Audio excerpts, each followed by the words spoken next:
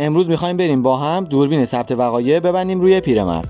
مهمترین کاربرد این دوربین اینه که همیشه در حال ضبط و اگه مثل الان دزد بیاد سر وقت ماشین یا خدای نکرده تصادف کنیم، فیلم کاملشو داریم و میتونیم دهن طرفو سرویس کنیم. دوربینی که من گرفتم برند شیائومی و وقتی آنباکسش کنیم اولین چیزی که میبینیم خود دوربینه که لنز با کیفیت داره، سیم کشی کامل داره و فندکی برای وصل شدن به فندکی.